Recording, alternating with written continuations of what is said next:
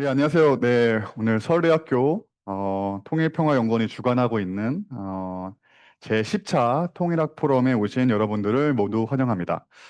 저는 오늘 사회를 맡은 인천대학교 정치외교학과 이경석 교수라고 합니다.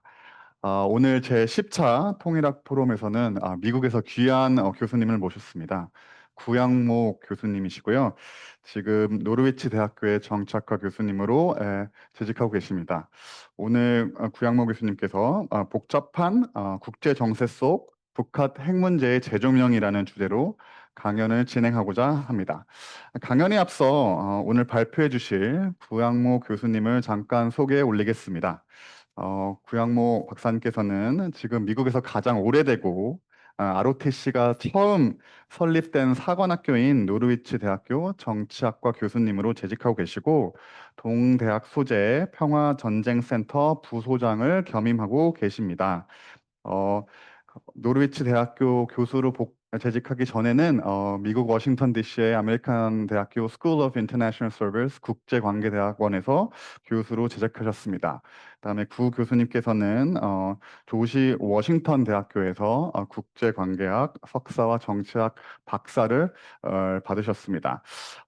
구경 수님께서 되게 왕성한 학술 활동과 연구 활동을 지금 진행 중에 계시는데요. 다양한 논문들이 Journal of East Asian Studies, Asian Journal of Peacebuilding, Asian Perspective, Pacific Focus, Korean Journal of International Studies, and Yale Journal of International Affairs에 게재가 되었습니다. 그리고 2018년부터 Journal of Peace and War Studies의 편집장으로 섬겨주고 계시고 지금까지도 편집장으로 일하고 계십니다. 그래서 오늘 귀한 발표를 해주실 구양모 교수님을 모시겠습니다. 네, 감사합니다. 네. 네, 이경식 교수님 소개해 주셔서 감사드리고요. 그리고 서울대 통일평화연구원에서 이렇게 또 부족한 저를 귀한 이 중요한 주제를 가지고 또 이렇게 발표할 수 있는 기회를 주셔서 너무 감사드리겠습니다. 오늘 제가 그 소개해 주신 것처럼 그 복잡한 국제 정세 속에 북한 핵 문제가 어떻게 이제 진행되고 또 어떻게 앞으로 철회해 갈 수 있는지에 대한 해 가야 되는지에 대한 생각들을 좀 저의 좀 작은 생각들을 좀 나누어 보려고 합니다. 그래서 제가 그 한 40분, 50분 발표를 하고 그 뒤에 질의응답 또 토론하는 시간을 좀 가져보겠는데요.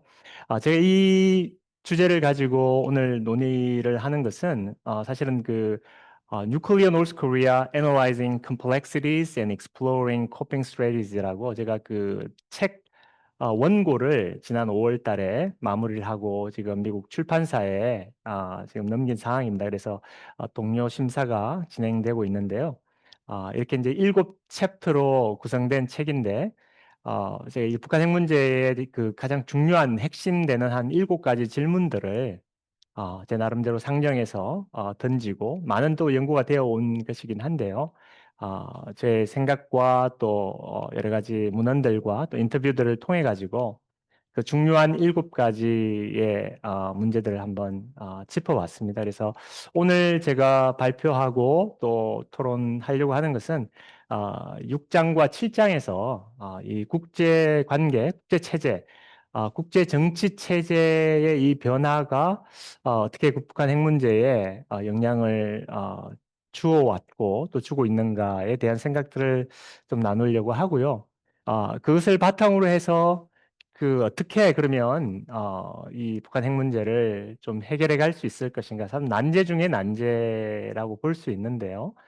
사실은 굉장히 어려운 그런 지난 30년 이상을 온 국제사회가 노력해서 해왔던 문제인데 다루어왔던 문제인데 아직까지 더 문제가 어려워진 그런 상황이지 않습니까? 그래서 저 나름의 그런 여러 가지 그 정책 대안들을 한번 그 분석해보고 정리해보고 또 제가 생각하는 어떤 방향성에 대한 것들을 좀 나눠보려고 합니다. 그래서 발표를 들으시고 어떤 부분에서 또 궁금하신 부분이 있다면 또 질문해 주시고 또 여러분들 생각하실 때 또 이렇게 좋은 대안이 있다고 하신다면 그런 부분도 또 제안해 주시면은 저희 연구에 또 더 도움이 되리라고 생각합니다. 그래서 오늘 이 슬라이드를 통해서 처음에 좀 보고 싶은 것은 여러분 다 이해하시겠지만 그 2차 대전 이후에 국제 정치 구조가 이제 변화되어 온 것을 이렇게 간략하게 한번 볼 수 있을 것 같습니다. 그래서 현재의 이 동북아 한반도를 둘러싼 국제 정세를 이해하는 데 있어서 이렇게 큰 그림을 한번 먼저 보고 들어가면 좋을 것 같아서 제가 잠깐 이렇게 정리를 해봤는데요. 당연히 아시다시피 40년, 45년 2차 대전이 끝나고 난 다음에 미소 간의 이 양극 체제가 진행되면서 그 냉전이 이제 진행되었던 그 시간들이 있었지 않습니까? 그 1962년도에 쿠바 미사일 그런 미소 간의 그 핵전쟁의 위협까지 갔던 어떤 그런 시간들도 있었고 이것이 이제 60년대 후반과 70년대 초반 중반을 거치면서 이 데탕트, 프랑스와 독일에서 시작되어진 그것이 이제 미국으로 건너와서 닉슨 대통령 때 이렇게 그 소련을 또 끌어안고 또 뭔가 그 긴장을 완화시키려고 하는 그런 노력들을 했던 그런 데탕트의 시절이 있을 것 같습니다. 그래서 여러분 잘 아시겠지만 서독의 그 수상 빌리 브란트가 동방정책, 오스트폴리틱 동방정책을 추구하면서 그 소련과 또 동구권 국가와의 관계를 개선함으로써 그 동서독 통일의 그 기반을 열려고 했던 이 사회민주당의 그 빌리 브란트의 대탕트를 시작으로 해서 닉슨 대통령이 아까 말했지만 1972년도에 그 헨리 키신저 국무장관이 71년도에 먼저 중국을 방문하고 72년도에 닉슨이 중국을 방문해서 마오쩌둥을 만나고 이제 중국을 끌어안음으로써 이제 소련과의 그 냉전 체제에서 좀 더 우위를 점하려고 했던 그런 모습이 또 있었던 것을 보게 됩니다. 그래서 1970년대 그런 대탕트를 거치면서 좋은 무드가 헬싱키 협약이나 뭐 이런 것들도 1970년대 중반에 생기고 좀 좋은 무드가 있었지만 결국은 1979년도에 그 소련의 아프가니스탄 공격을 또 시발점으로 해서 그 콜드워 리덕스라는 표현을 많이 쓰는 것 같습니다. 그래서 냉전이 재현되는 그래서 어, 그 레이건 대통령이 들어오면서 그 스타워즈 전쟁 그런 SDI Strategic Defense Initiative라는 그런 정책을 추구하고 그래서 그 이전에는 Mutual Assured Destruction MAD 상호 확정 파괴라는 어떤 닥트린을 가지고 미소가 냉전을 했다면 1980년대에 그 들어와서는 Mutual Assured Protection이라는 MAP 라는 그 닥트린을 가지고 미사일 방어 체제 그 스타워즈 그 우주 방어 체제를 이렇게 구현함으로써 굉장히 이제 군비 경쟁이 이제 더 격화되었고 소련이 이제 그러한 군비 경쟁, 아프가니스탄 전쟁에서 수많은 것들을 경제적으로 많은 어려움을 겪게 되고 군비 경쟁에서 이제 미국에 밀리게 되면서 고르바초프가 1980년대 중반에 나오고 결국은 그 뉴 띵킹, 페레스트로이카, 글라스노스트 그런 그 정책들을 통해서 이제 소련이 해체되는 그러한 그 냉전의 붕괴가 1990년, 89년도에 베를린 장벽이 무너지고 90년, 91년을 거치면서 소련이 붕괴되는 그래서 탈냉전으로 들어갔던 시기가 있겠고요.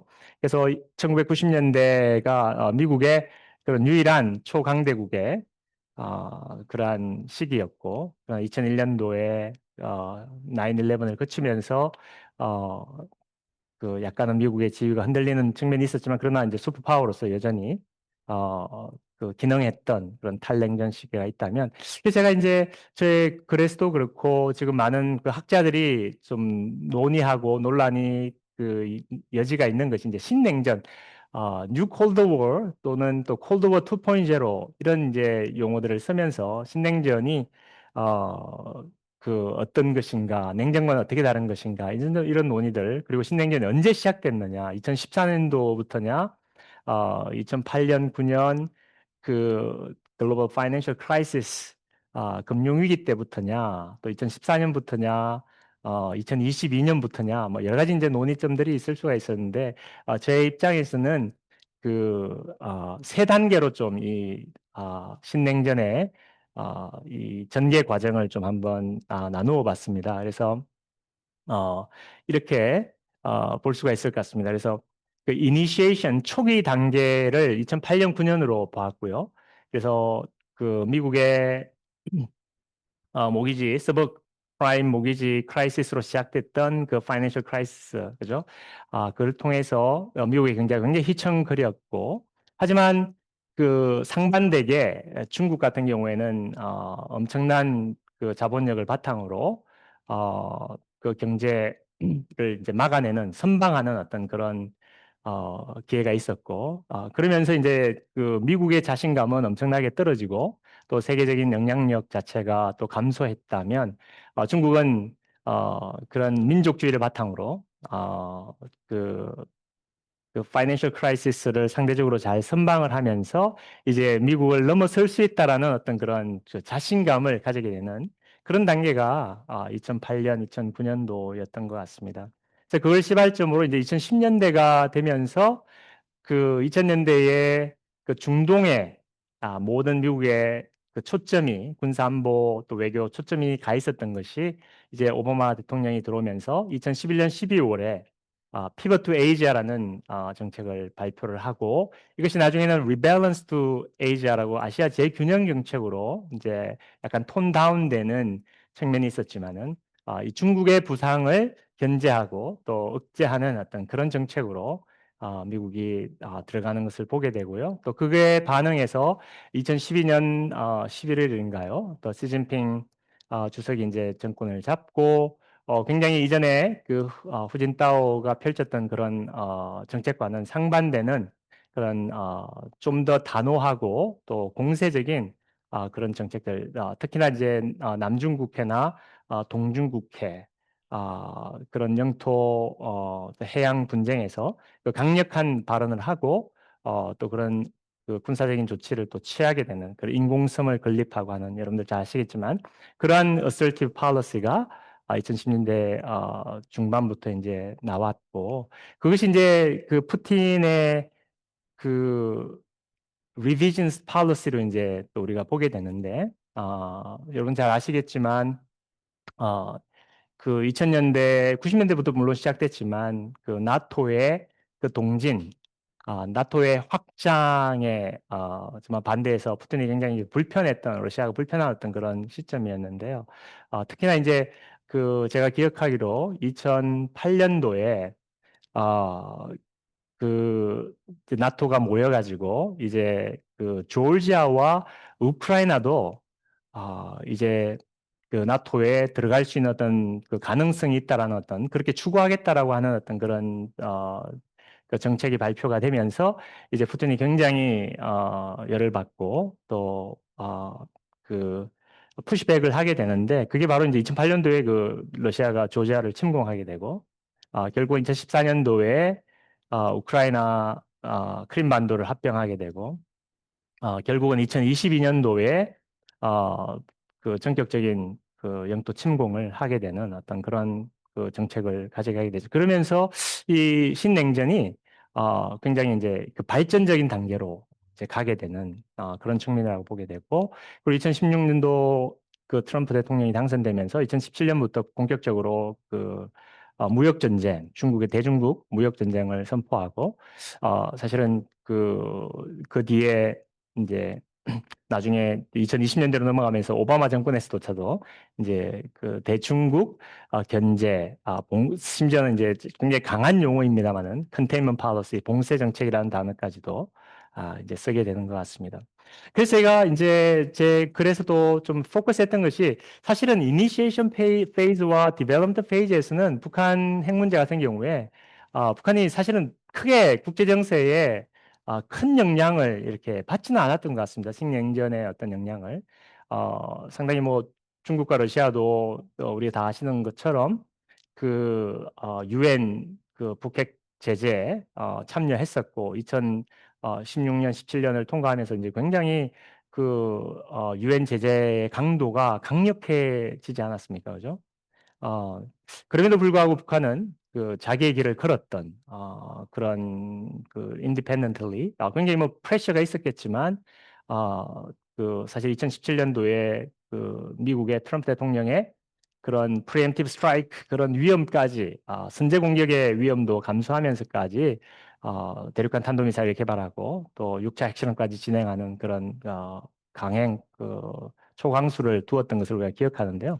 아무튼 그래서 그 초기 단계와 이 발전 단계에서 이 북한의 핵 문제는 사실은 북한이 이 국제 구조에 크게 영향을 받지 않았다라고 제가 이제 좀 표현을 쓰고 싶었고, 이제 컨솔리데이션 이 강화 단계에서 가면은 이게 국제 구조 자체가 이제 굉장히 북한 핵 문제에 이제 많은 영향을 끼치게 됐다고 저는 이제 보게 되는데요. 우리가 잘 아시다시피 2020년 1월에 코비드 19 팬데믹이 터지고 북한이 이제 전격적으로 모든 국경을 봉쇄하는 어떤 그런 조치를 취하게 되고, 이제 그럼을 통해 가지고 이제 왜 이 신냉전이 진화됐냐 하면은 여러분 아시다시피 코빅 19을 통해 가지고 이게 미국의 중국을 향한 퍼블릭 오피니언이랄까요? 엘리트들과 일반 시민들의 중국을 향한 대중국 인식 자체가 굉장히 악화되는 어떤 그런 것들. 제가 이제 미국에 있으면서 지난 25년을 미국에서 살아왔는데 사실 2000년, 2010년대 중반까지만 해도 미국 사람들의 어떤 또 미국 엘리트들 또 미국 일반 대중들의 대중국 퍼셉션이라는 게 그렇게 그냥 뭐 중국이 부상한다. 이걸 어떻게 이제 앞으로 잘 미국이 계속해서 이 패권을 이어가야 하나. 뭐 이런 논의들은 있었지만 굉장히 그런 적대시하는 인식 자체는 없었었는데 약했었는데 이게 이제 2017년 그때 트럼프 대통령의 어떤 관세 트레이드 워 이렇게 진행이 되고 또 그전에 특히 이제 시진핑 대통령 주석의 그런 공격적인 어떤 레토릭이나 또 중국몽이나 어떤 1대1로 어떤 이런 정책들을 또 남중국해, 동중국해 이런 공격적인 행태에 대해서 엘리트들뿐만 아니라 일반 시민들까지도 굉장히 이제 나쁜 여론이었는데 이것이 이제 결국 2020년대 이제 중국의 코빅 19 제대로 이게 대처하지 못하는 그리고 굉장히 숨기고 뭐 또 상당히 미국 내에서 이제 음모론도 많이 나왔지 않습니까? 그런 측면에서 이제 미국의 민심이 중국에 대한 민심이 굉장히 이반되는 어떤 그런 상황이었고 급격히 어, 퍼블릭 퍼셉션이 악화되는 그런 계기였던 것 같습니다. 그래서 미국뿐만 아니라 서구 국가들, 뭐 오스트레일리아라든지 영국이라든지 또 유럽의 국가들도 이 중국에 대한 인식이 굉장히 악화되는. 그래서 이제 신냉전을 강화시키는 그런 팩트였다고 저는 좀 보고 싶고요. 그리고 결정적으로 2022년 2월 달에 러시아의 우크라이나 침공, unprovoked invasion of Ukraine. 이제 그게 결정적이었던 것 같습니다. 특히 북핵 문제에 있어가지고 여러분들 잘 팔로우업을 하시는 분 아시겠지만 2017, 18년도에 완전히 북미 간의 전쟁 위기까지 갔다가 남북 회담 또 북미 회담, 정상회담 이렇게 이제 연결이 되면서 급격히 정상 외교로 돌아섰던 그러한 상황이었는데 그때 여러분 아시다시피 이제 북한이 셀프 모라토리움, 그죠? 미사일 테스트 셀프 모라토리움을 이렇게 하지 않습니까? 자체적으로 voluntarily 자발적으로 미사일 테스트, 대륙간 탄도미사일 테스트를 이렇게 유예하는 그런 결정을 김정은 정권이 이렇게 결정을 내렸는데 이것이 이제 그게 2022년 3월까지 사실은 잘 유지가 됐습니다. 뭐 단거리 탄도미사일 같은 경우는 뭐 그전에도 발사하고 했지만 그러나 트럼프와 약속했던 그런 대륙간 탄도미사일에 대해서만큼은 2022년 3월 그래서 러시아의 우크라이나 침공이 있기 전까지는 계속해서 모라토리움 유예를 했던 상황이었는데 침공 이후에 바로 한 달도 안 돼서 이제 북한이 ICBM 테스트를 재개하게 됩니다. 그래서 굉장히 이 신냉전이 북한의 어떤 핵 미사일 이런 대량 파괴 무기의 그런 앰비션 야망을 또 부추겼던 그런 측면이 있는 것 같습니다. 그리고 난 다음에 차이나 중국과 또 북한과 러시아의 이런 삼각 관계 자체가 이제 굉장히 강화되는 그런 포인트를 여러분 아시지요? 그래서 특별히 이제 그 김정은과 푸틴이 이제 만나서 회담을 하기 시작하고 결국은 군사 지원 그리고 동맹의 수준까지 상호방위 조약을 체결하는 그런 단계까지 가게 되는. 그래서 중국과 북한과 러시아가 굉장히 그 강력하게 결속하게 되고 그것과 대비적으로 이 남방 삼각관계, 한국과 미국과 일본이 이제는 또 특별히 이제 윤석열 정부가 들어오면서 2022년 5월부터 급속도로 결속하는 어떤 그런 그래서 이 한반도를 둘러싼 동아시아 최소한 동아시아에서만큼은 이런 한미일 대 북중러의 뉴 콜드워 컨디션이 최소한 2025년 트럼프가 이제 들어오기 전까지는 굉장히 확고했다라는 주장을 하고 싶고 그러나 2025년 이제 트럼프가 들어와서는 트럼프 대통령이 이제 제2기 행정부를 시작하고 나서부터는 이제 굉장히 약간 좀 다이내믹이 많이 지금 달라져 있다고 보지 않습니까? 이 동맹에게 유럽 나토 동맹들 또 일본, 한국 또 호주 뭐 할 것 없이 동맹의 그 군사 미군 주둔 비용을 급격히 인상을 요구하고 또 그 국내 총생산 GDP 대비 국방비를 뭐 상당히 올리는 어떤 그런 프레셔들을 이제 가하는 것들을 보게 되는데요. 그래서 사실은 이제 이 동맹 관계 자체가 굉장히 이제 불신과 좀 느슨해지는 어떤 그런 단계로 이제 2025년 트럼프가 들어와서 이제 그런 과정에 있지만 그래서 그 여전히 이제 동북아에서는 아직까지는 그래도 이 북중러와 한미일의 그 약간 대결 구도 이것은 아직까지는 선명하게 좀 남아 있지 않나라는 생각을 해보게 됩니다. 그래서 제가 그 다음 단계로 넘어가기 전에 냉전과 신냉전을 제가 이제 좀 이렇게 간략하게 좀 정리를 해봤는데요. 콜드워와 뉴 콜드워 여러 가지 논쟁의 어떤 그 여지가 있지만 이제 가장 핵심은 제가 볼 때는 그 이념의 측면에서 그 콜드워 때는 캐피털리즘과 커뮤니즘, 그 자본주의와 공산주의의 대결이었다면 지금 뉴 콜드워에서는 그 민주주의와 권위주의의 대결로 이제 가고 있다라는 생각이 들었고 사실은 이제 이게 트럼프 대통령이 들어오면서 이제 이 부분이 약간은 좀 애매해지는 그런 측면은 있지만 그래도 아직까지는 좀 유효하지 않나라는 생각이 들고 그런 주요 그 행위자들을 봤을 때 당연히 냉전 때는 미국과 소련의 두 양극 체제가 지배적이었다면 지금 물론 이제 그 미국과 중국이 가지는 두 양대축이 있지만 그러나 러시아, EU, 재팬, 인디아 냉전 때와는 다른 그런 또 다른 플레이어들이 생겨나서 양극 체제 플러스 다극 체제 정도로 이렇게 진행되고 있지 않나라는 생각이 듭니다. 그러나 경제적인 관계에 있어서는 냉전과 신냉전은 굉장히 다른 측면이 있는 것 같습니다. 냉전 때는 거의 이렇게 세퍼레이션 분리된 두 블록이 분리된 어떤 그런 측면이 있다면 지금은 미중 관계에서도 보듯이 이코노믹 인터디펜던스 상호 경제 의존도가 굉장히 심한 물론 이제 트럼프 대통령이 들어와서 바이든 때도 그랬던 측면이 있지만 디커플링 이렇게 서로 경제를 이 스플라이 체인이나 공급 체인들을 다른 블록으로 이렇게 만들려고 하는 어떤 시도들이 많이 있어 왔긴 하지만 그러나 여전히 이코노믹 인터디펜던스를 무시할 수 없는 그런 측면이 있다고 보고요. 군사적인 측면에서는 뭐 저는 그런 sharp confrontation이라는 단어를 썼고 신냉전의 측면에서 sharp competition이라는 그런 측면 유사하지만 냉전 때는 좀 더 대결적인 그런 구도였다라고 보고 싶고요. 문화적인 측면에서도 사실 냉전 때는 굉장히 단절된 것이라면 신냉전 때는 여전히 상호 의존도가 계속 있는 뭐그 인적 교류뿐만 아니라 여러 가지 뭐 학문적인 교류나 이런 것들은 여전히 일어나고 있는 어떤 그런 상황이라고 볼 수 있겠습니다. 그렇게 한번 정리를 해봤고요. 자, 그러면은 좀 더 이제 넘어가서 지금 이제 현재 한반도를 둘러싼 그런 국제 정세를 한번 좀 보겠습니다. 지금 이제 제가 여러 가지 컨텍스트의 배경적인 설명들을 많이 했는데 이제부터 좀 더 또 북한 핵 문제를 들어가기 위해서 한번 이야기를 해보겠습니다. 그래서 여러분 잘 아시다시피 한반도를 둘러싼 복잡한 국제 정세에서 미중 전략 경쟁을 빼놓고는 이야기를 할 수 없을 것 같습니다.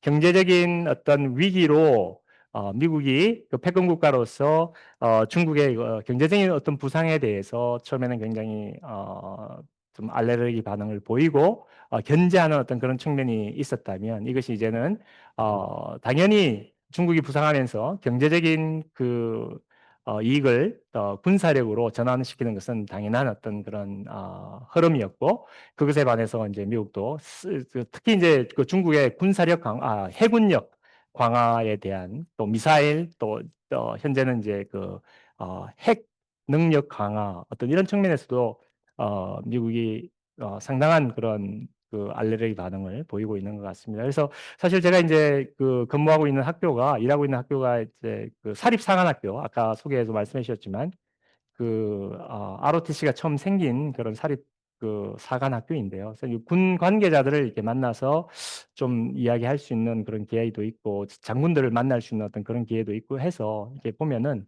그런 컨퍼런스도 가보고 하면 이 상당히 중국에 대한 어떤 군사적인 그런 대치, 군사적인 어떤 그 압도적인 군사력을 바탕으로 중국을 견제하고 봉쇄하려고 하는 어떤 그런 시도들을 그런 그 브레인스토밍이나 그러한 전략들에 대해서 상당히 이야기를 많이 하는 것을 보게 됩니다. 그래서 뭐 사실 그런 컨퍼런스를 몇 군데를 제가 가보고 했었는데 군사 중심의 컨퍼런스를 이렇게 가보면은 다른 이야기는 거의 없이 그냥 중국과 러시아 그 두 가지를 가지고 두 나라를 대상으로 해서 이야기하는 것을 보게 됩니다. 그래서 이 상호 불신을 기반으로 해서 그 위에 이렇게 경제적인 경쟁 관계, 그다음에 군사로 이제 이어지고 이것이 요새 당연히 이제 이념적인 측면, 민주주의와 그 권위주의 그리고 인권에 대한 어떤 그런 문제들도 굉장히 이제 예민하게 다루고 있고요. 사실 이제 기술 경쟁, AI부터 해서 그 퀀텀 컴퓨팅이라든지 로보틱이라든지 또 5G 라든지 그런 테크놀로지 부분에서 사실은 이제 그 미국의 리더들 또 군사 전문가들 또 정책 기반자들이 굉장히 민감해하는 부분이 이제 기술 경쟁인 것 같습니다. 이 기술을 미국이 지금까지 잡아왔던 이 기술의 우위를 이 놓쳐버리면 상당히 그런 긴장감이 있지 않습니까? 이제 중국이 좀 차고 나가는 어떤 그런 모습이 있는데 굉장히 좀 그런 위기의식을 많이 느끼고 있다라는 생각을 해보게 되고 그런 이야기들을 많이 듣게 되는 것 같습니다. 자, 그래서 한반도를 둘러싼 복잡한 국제정세 두 번째 그 북중러 삼각관계 강화 여러분들 뭐 많이 언론을 통해서 또 많이 연구하시면서 봐오시겠지만 북한의 그 러시아 군사 지원 이것은 굉장히 뭐 일대 사건이었지 않습니까? 2023년도부터 본격화된 북한으로서는 그 러시아에 그런 뭐 수백만 발의 그런 포탄을 공급을 하고 또 그 단거리 탄도미사일 이렇게 공급을 하고 다른 많은 군수물자들을 이렇게 보내면서 경제적인 이득을 챙기게 되고 제가 이렇게 통계를 어떤 그 학자가 한 이야기를 보니까 작년까지 2024년까지 북한이 러시아에 이런 군수물자 지원을 통해서 받은 그 돈이 대략 한 55억 달러 미 달러로 한 55억 달러 정도가 된다면 그 2016년도에 그 유엔 제재가 본격하게 되기 전에 어, 그 북한의 총 수출량이 25억 달러라고 그러더라고요. 25억 달러. 그러니까 얼마나 이 북한이 사실은 이 러시아 군사 지원을 통해서 받는 경제적 이득이 큰지를 우리가 알 수 있고 당연히 이제 그 북한의 어떤 러시아 군사 지원의 또 다른 핵심적인 어떤 이해관계라고 한다면 그동안 그 ICBM을 개발함에 있어 가지고 마지막 넘지 못한 그 리엔트리 비어클 있지 않습니까? 탄도미사일이 이제 대기권 밖으로 나갔다가 대기권 안으로 들어오면서 그 뉴클리어 워헤드가 그 강한 열과 강한 그 프레셔를 견뎌야 하는데 이제 그 기술은 아직 그 실제적인 발사를 하지 않았기 때문에 고각도만 하고 정상각으로 발사를 하지 않았기 때문에 이제 그것이 결정적으로 기술이 있는지 없는지는 아직 잘 모르는 상황인데 그 부분만 남아 있다고 이제 많은 학자들이 전문가들이 이야기를 하고 있는 것 같습니다. 그래서 그 사실은 뭐 그 핵 추진 잠수함 건조라든지 그 군사 정찰 위성이라든지 그런 미사일 방어 시스템이라든지 이런 모든 것에서 이렇게 군사 기술을 러시아로부터 이전받을 수 있는 어떤 이런 그 이해관계가 있었다고 보고 또 외교적인 지원, 특히 이제 유엔 그 제재가 안보리 제재가 거의 이렇게 뭐 무력화된 건 아니지만 굉장히 약해진 그런 상태. 러시아의 그런 전폭적인 지원이 있다고 볼 수 있고요. 12,000명 이상의 그 북한 군대를 파견해서 북한의 어떤 군사력에서 굉장히 약했던 부분이 이제 실전 경험이 없었다고 볼 수 있는데 이 실전 경험을 축적하고 있는 어떤 그런 그래서 누군가는 이 러시아의 우크라이나 침공이 북한 김정은에게 내려준 그 하늘의 선물이다 뭐 이런 표현까지 쓰는 것을 보게 됩니다. 러시아 입장에서 군수물자를 조달할 수 있고 그리고 그 서방의 어떤 강력한 제재에 직면해 있는 러시아로서는 북한의 어떤 이 지원에 대해서 굉장히 좋은 어떤 측면이 있는 것이고 한반도에 대한 영향력을 계속해서 유지할 수 있는 그런 측면이 있는 것 같습니다. 또 중러의 경제 군사 협력 강화 이 부분이 이제 사실 요새 그 미국 정책 기반자들이나 학자들이 이야기하는 리버스 키신저 전략 1972년도에 71년 72년도에 키신저가 그리고 닉슨 대통령이 중국을 끌어안음으로써 대소련 경쟁을 유리하게 가져가려고 했던 그 키신저 전략이었다면 이제 역 키신저 전략으로서 러시아를 끌어안음으로써 중러의 그 갭을 이렇게 관계를 이간시키고 그래서 중국을 봉쇄하려고 하는 어떤 그런 역키신저 전략이라는 어떤 그런 그 이야기를 많이 하는 것을 보게 되는데요. 사실은 저는 이제 그게 굉장히 가능성이 이제 약하다라고 보고, 어, 왜냐하면 미국이 러시아에게 줄 수 있는 그런 이 캐럿이라 그럴까요? 그 인트레스라 그럴까요? 그런 것들이 카드가 없는 거죠. 예, 중국이 지금 그 대서방 제재에 막혀서 러시아가 경제적으로 전쟁 가운데 이제 경제적으로 어려운 상황에 그 러시아의 에너지를 싼 값이지만 그 오일과 천연가스를 많이 사고 있지 않습니까? 그리고 사실은 그 러시아의 군수물자의 그 부품들을 중국이 이제 계속해서 물밑으로 공급하고 있는 어떤 그런 상황이고 그런 측면에서 미국이 그 러시아에 대해서 줄 수 있는 카드, 중국이 줄 수 있는 그 카드에 비교해서 미국이 줄 수 있는 카드라고는 굉장히 이제 약한 그런 측면인 것 같습니다. 이제 그래서 제가 볼 때는 이게 중러의 경제 군사 협력이 굉장히 강한 결속에 있다라는 측면을 보게 되고요.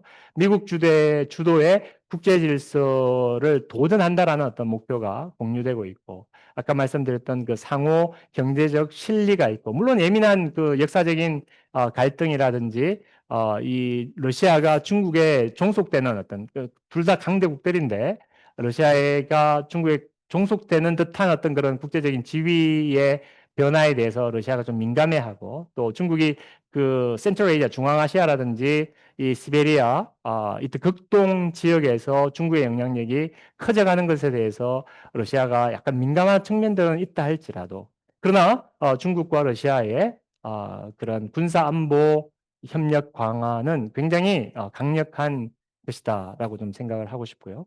그리고 북한 우호적 북중 관계라고 제가 표현을 달았는데 사실 이제 몇몇 언론에서나 이렇게 나온 이야기를 보면은 어, 북한과 러시아가 밀착됨으로써 중국이 굉장히 불편해하고 중국이 굉장히 좀 힘든 측면이 있었다라고 그래서 그 북중 관계가 좀 소원해졌다라고 이렇게 표현하는 어떤 그런 것들을 본 적이 있는데 제가 이제 이 연구를 하면서 여러 이제 러시아 전문가, 중국 전문가들 이렇게 동아시아 전문가들 인터뷰를 하면서 제가 발견했던 내용 중에 하나는 사실은 중국의 입장에서는 이 북러의 밀착이 굉장히 좋은 거라고 이제 표현을 하더라고요. 그게 뭐냐면은 사실은 그 러시아가 대놓고 북한을 지원하기 이전에 국제사회로부터 특히 미국으로부터 중국이 받았던 그 압박, 왜 너희들 이렇게 엄청난 그런 경제적인 그 레버리지가 있음에도 불구하고 북한의 핵 문제나 이런 부분들을 방치하는 이유가 무엇이냐라면서 굉장히 프레셔를 많이 받았다면 사실 이제 이 러시아가 대놓고 이제 북한을 지원해 주기 때문에 중국이 뒤로 빠져서 이제 미중 경쟁에 좀 더 포커스를 맞추면서 그런 그 미국의 어떤 비난이나 이런 것들에 대해서는 피해갈 수 있는 최소한 북한의 이슈에 있어서 그래서 오히려 중국은 북러가 밀착하는 부분에 대해서 사실은 좋은 그런 입장이다라는 생각을 좀 들으면서 굉장히 놀랐던 측면이 있는 것 같습니다. 그래서 여러분 아시다시피 그 사실은 북한의 무역의 98%, 98.3%가 2023년도에 그 무역 의존도가 중국에 집중되는 것들을 보게 될 때 사실은 겉으로 보이는 약간의 소원한 어떤 그런 모습이 보일지 모르겠지만은 여전히 우호적인 북중 관계 그리고 북중러의 어떤 결속이 다져져 가고 있다라고 좀 보고 싶습니다.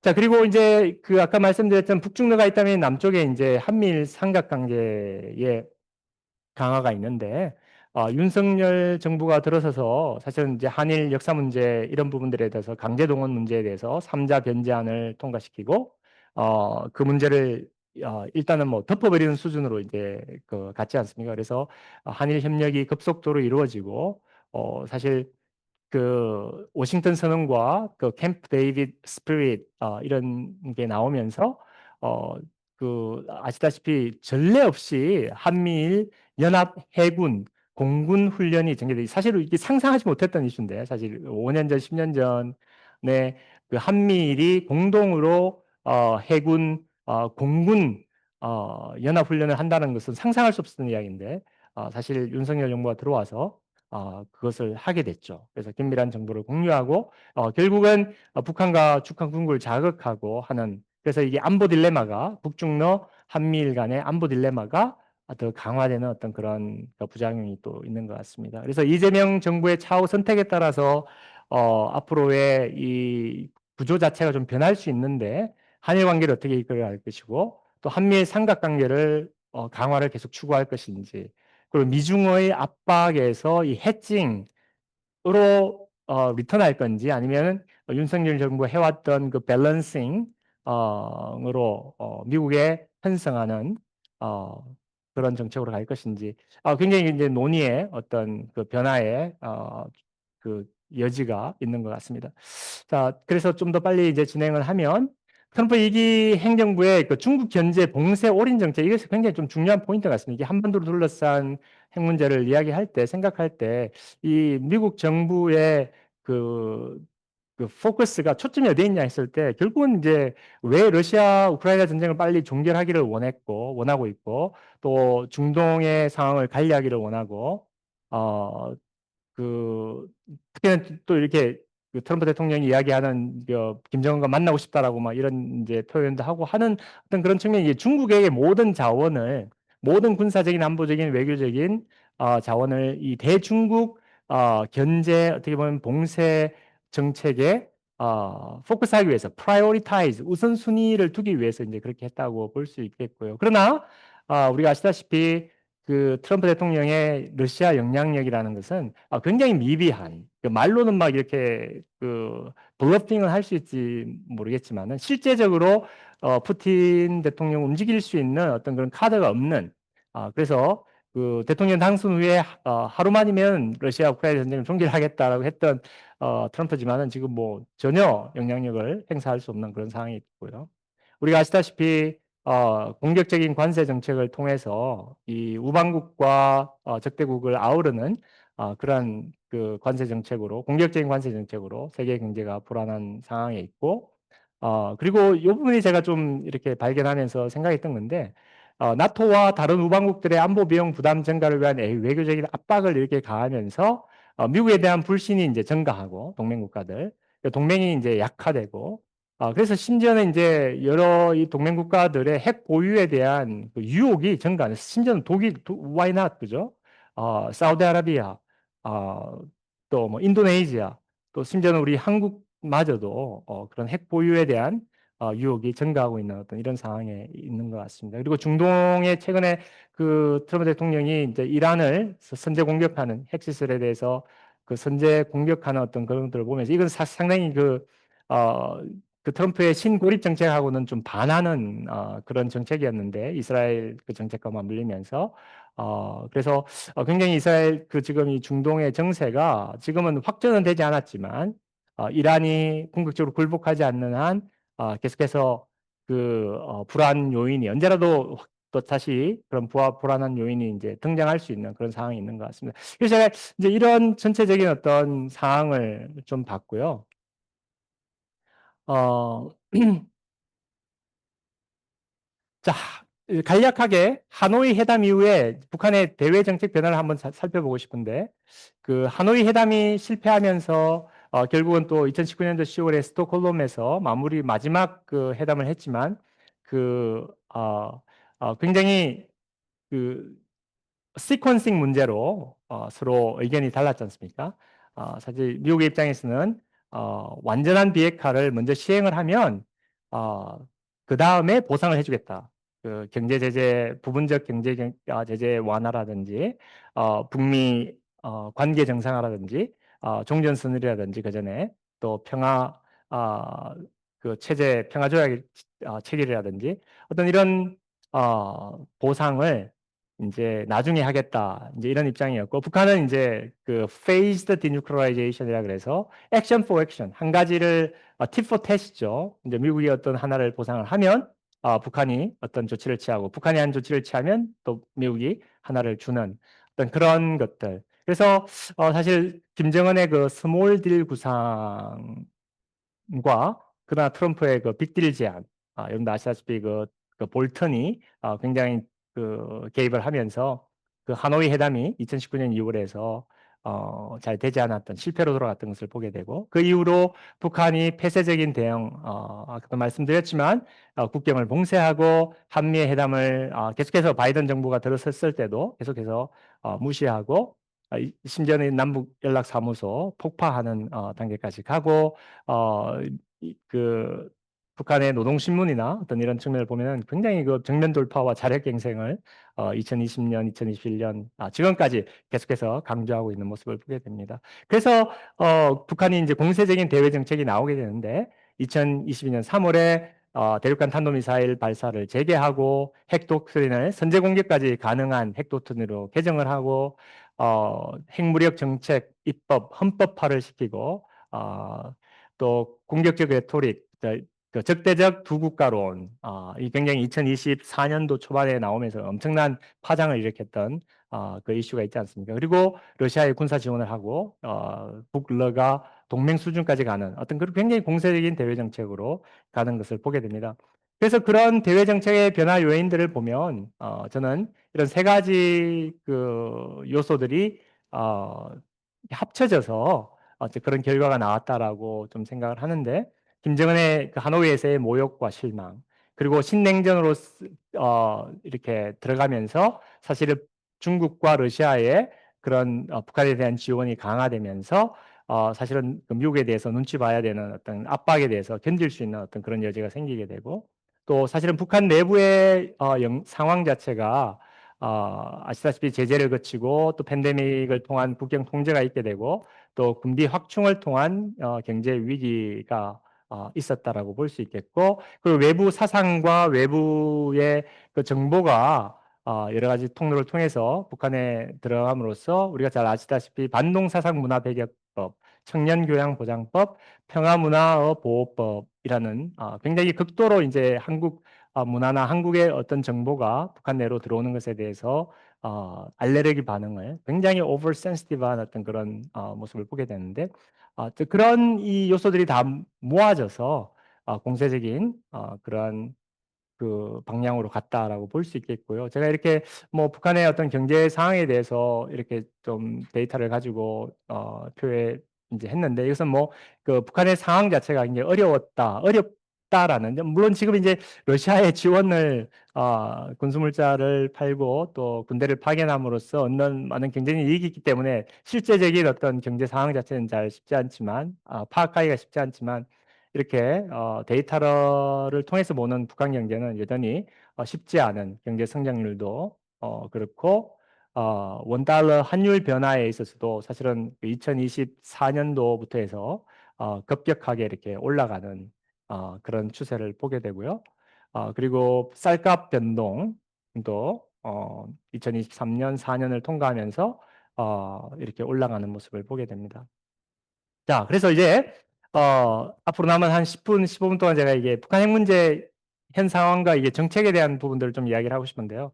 자, 그래서 어떤 상태냐 지금 했을 때, 브레이크 없이 북한은 지금 계속해서 핵 미사일 능력을 강화하고 있는 그런 상태라고 볼 수 있겠고, 그, 이제 러시아가 대놓고 북한을 지원하고 있고, 중국이 암묵적으로 계속해서 북한을 지원하는 상태에서 유엔의 제재가 엄청나게 약화되어 있는 상황이라고 볼 수 있겠고, 그런 측면에서 북한의 협상 테이블 복귀 동기가 굉장히 지금 낮아져 있다라고 볼 수 있겠죠. 지금 러시아를 통해서 또 암묵적인 중국의 지원을 통해서 북한이 단기적으로 이 생존과 어느 정도의 발전을 이룩할 수 있는 상태에 있다고 볼 수 있겠고. 자, 그렇다면 여기에서 이제 이 북한 핵 문제를 북한이 이제 이 핵 협상장으로 나올 수 있느냐 없느냐 이 동기를 좀 변화시킬 수 있는 요인들이 뭐냐 했을 때 사실은 이제 저는 그 러시아 우크라이나 전쟁의 결과 그 종결이 어떻게 되냐에 따라서 좀 달라질 것 같습니다. 이것이 협상을 통해서 러우 전쟁이 조기에 이렇게 종결이 된다고 한다면 사실 러시아에 대한 북한의 가치 자체가 이제 급락하게 되는 물론 뭐 갑자기 뭐 동맹 관계를 또 끊지는 않겠지만 러시아가 북한에게 그렇게 매여야 되는 어떤 그런 관계는 아니기 때문에 북한 그런 상태에서 북한이 이제 이런 협상장으로 나올 수 있는 동기가 생기는 것 같고요. 그리고 사실은 이제 이 또 그 협상 복귀라는 측면에서 중요한 베리어블이 미국의 그 대외 정책에 있어서의 그 여러 가지 그 관심 자체가 분산되어 버리는 사실 뭐 러시아 우크라이나 전쟁이 터져버렸을 때 이게 미국의 어떤 외교 안보 초점이 다 그쪽으로 갔고 또 이스라엘 팔레스타인 전쟁이 생겼을 때 2023년 10월 또 그다음에 이란 또 그쪽으로 다 가버리고 또 대만의 어떤 상황이 어떻게 되냐에 따라서 그죠? 그것이 만약에 또 급변 사태나 이런 게 생기면 상당히 또 다른 이슈겠고 그런 측면에서 일단 국제 정세가 이 회담으로 가려고 한다면 국제 정세 자체가 사실은 그런 미국의 관심을 분산시키는 그런 큰 이벤트는 없어져야 된다라는 생각이 드는 것 같습니다. 그래서 나중에 이재명 정부가 할 수 있는 노력들에 대한 이야기도 잠깐 할 텐데 이제 그런 부분들에 있어서 그리고 트럼프가 얼마만큼 회담으로 만약에 가게 된다면 북한에게 줄 수 있는 파격적인 그 선물이 무엇이냐, 파격적인 제안이 어떻게 될 것이냐, 이게 핵 군축으로 갈 것이냐, 아니면은 여전히 그 complete verifiable irresistible CVID denuclearization 완전 검증 가능한 완벽한 비핵화를 또 요구할 것이냐. 그런 측면에서 이제 어느 정도의 파격적인 제안을 주냐에 따라서 김정은이 회담장으로 나올 거냐 안 나올 거냐가 좀 결정되지 않을까 생각을 해봅니다. 자, 그래서 북한 핵 문제의 그 대처 방안들이 뭐 여러 가지 이제 그 학자들이나 또 정책 전문가들이 이야기를 해왔던 것들을 보게 되면은 사실 지금도 많은 분야에서 사람들이 이야기하는 것이 정보의 대량 유입을 통해서 김정은 정권을 붕괴시키는 것이 핵 문제뿐만 아니라 인권의 문제를 해결할 수 있는 유일한 방법이다. 그렇게 해서 사실은 미국의 많은 그 재미 학자들이나 또 그런 그 NGO 단체들이 이 일을 위해서 노력하는 분들을 많이 보게 됩니다. 사실은 그런 방송을 통해서든지 미디어를 통해서든지 여러 가지 루트를 통해서 북한의 정보를 유입해서 북한 그 대중들을 깨우고 그래서 어떤 uprising 뭔가 변화가 일어나게끔 해야 된다라는 어떤 노력을 하는 사람들이 많은데 사실 여기에 대해서 감정적으로 막 그렇게 되면 좋겠다라고 생각을 할 수도 있겠지만 사실은 그 쉽지 않은 어떤 측면들이 있는 것 같습니다. 그 굉장히 우리가 아까도 말씀드렸지만 북한이 지금 그 외부 정보에 이렇게 유입되는 것에 대해서 그리고 북한 특히나 이제 젊은 층이 그런 외부 세계를 동경하는 어떤 그런 것에 대해서 알레르기 반응을 보이고 있는 상황에서 이런 어떤 뭐 정책적으로 이것을 막 남한이든지 미국이든지 이렇게 밀어붙인다고 했을 때에 결국은 이제 북한의 어떤 반응 자체가 더 강대강 대치 어떤 공세적인 어떤 그런 요소로 갈 수밖에 없는 그런 측면이 있고 사실 김정은 정권이 이제 북한 붕괴로는 뭐 어제 오늘의 이야기 아니지 않습니까? 1994년도에 김일성이 죽고 2011년도에 김정일이 죽고 굉장히 그런 이야기들이 많았었지만 그리고 이 팬데믹을 거치면서 완벽한 그 국경 봉쇄가 있었지만 이 북한이 가지는 그런 그 탄력성이란 정권의 탄력성이라는 것이 굉장히 크기 때문에 사실 이것을 뭐 사실 그렇습니다.